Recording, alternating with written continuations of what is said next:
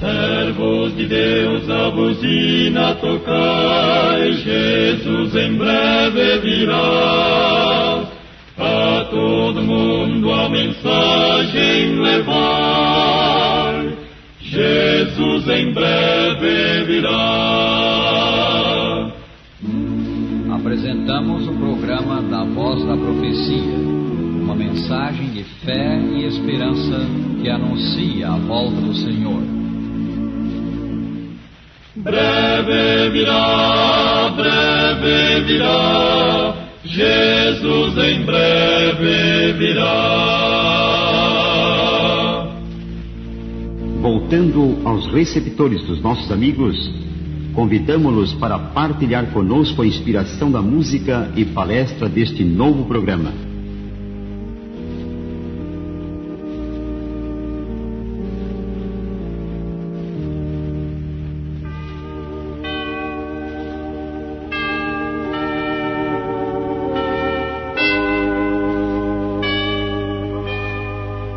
Pai nosso que estás no céu, santificado seja o teu nome.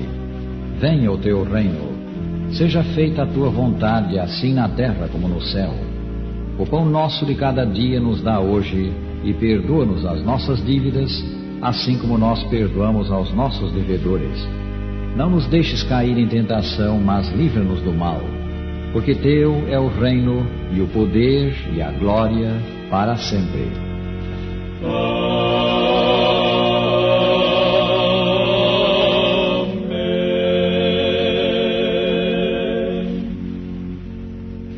Vivemos em tempos difíceis, em meio a muitos e graves perigos.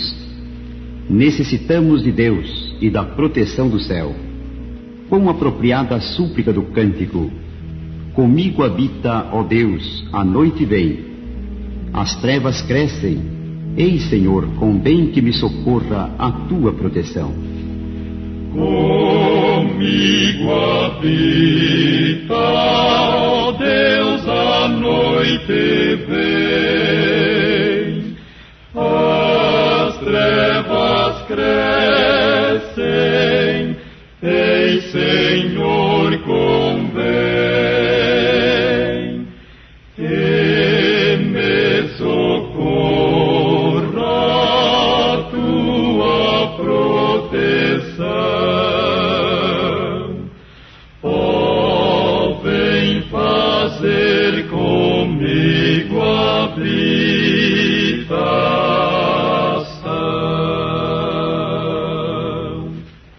Presente estás nas trevas e na luz. Não há perigo andando com Jesus.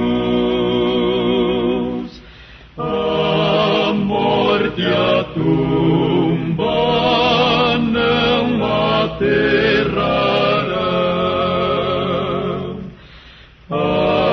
Aquele em quem fizer habitação.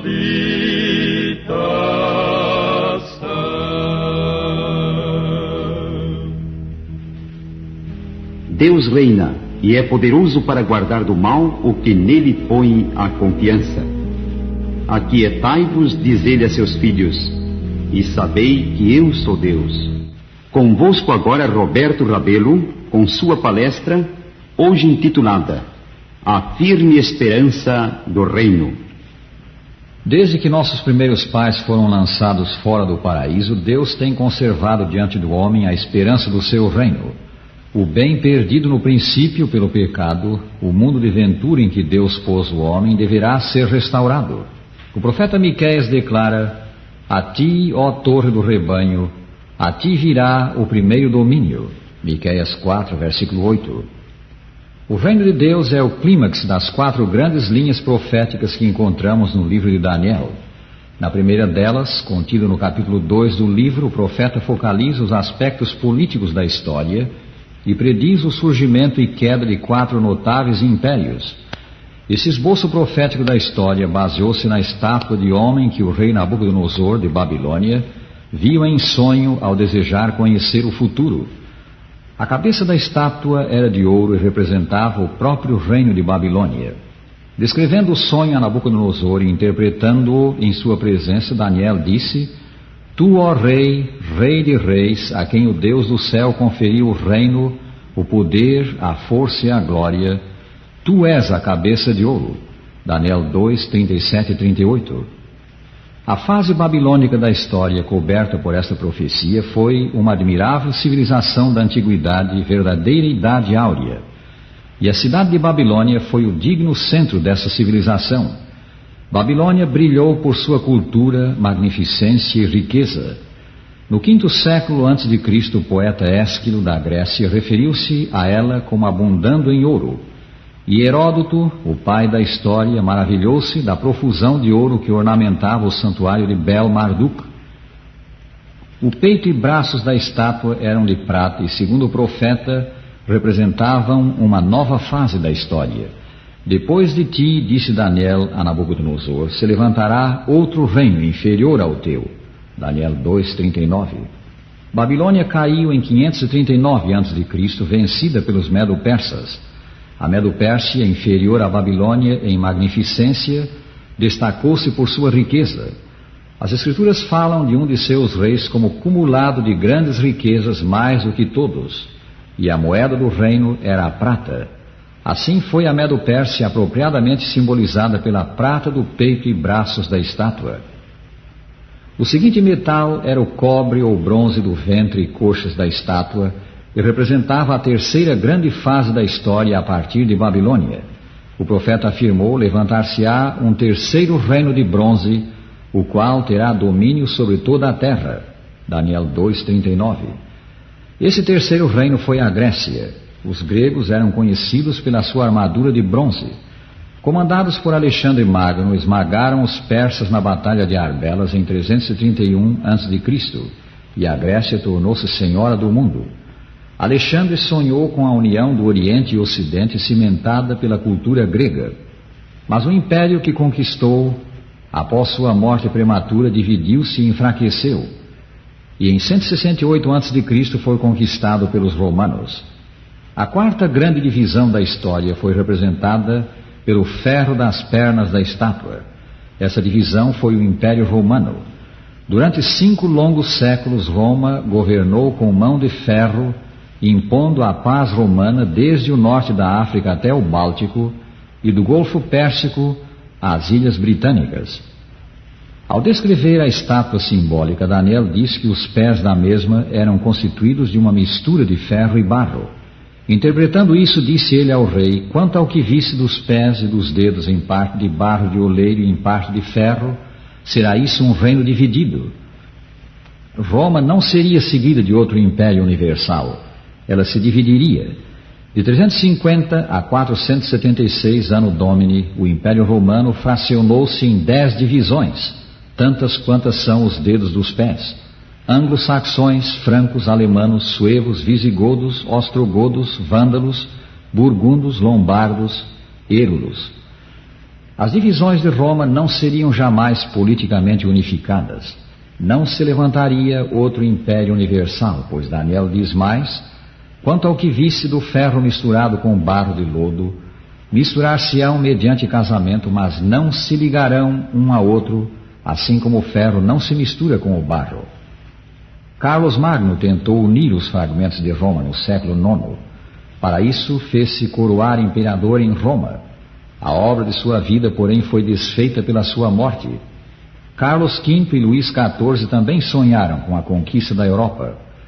Ao raiar o século XIX, pareceu por algum tempo que Napoleão Bonaparte atingiria esse alvo. Após conquistar numerosos países da Europa, ele nomeou membros de sua família para os governar. Ainda para consolidar conquistas, Napoleão anulou seu casamento com Josefina, sob o pretexto de não ter sido o mesmo solenizado por um sacerdote, e casou-se com a arquiduquesa Maria Luísa da Áustria.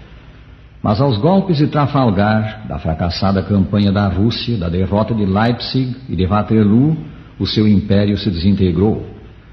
Na primeira metade do século XX, um outro remanescente de Roma, a Alemanha, por 2 vezes teve a seus pés quase toda a Europa.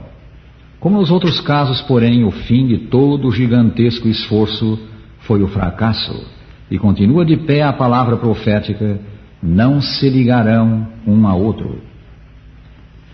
Esse seria o curso dos acontecimentos no cenário político do mundo segundo a profecia.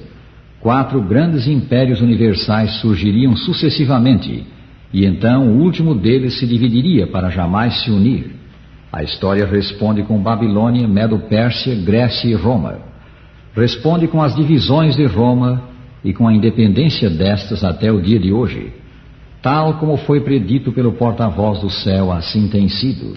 E assim se demonstra a verdade das Escrituras que dizem: eu sou Deus e não há outro, que desde o princípio anuncio o que há de acontecer, e desde a antiguidade as coisas que ainda não sucederam. Isaías 46, versículos 9 e 10. Removendo o véu do que para nós ainda é o futuro, Daniel diz: mas nos dias desses reis, o Deus do céu suscitará um reino que não será jamais destruído. Este reino não passará a outro povo. Esmiuçará e consumirá todos estes reinos, mas ele mesmo subsistirá para sempre. Daniel 2, 44. O reino aqui anunciado é o reino de Deus.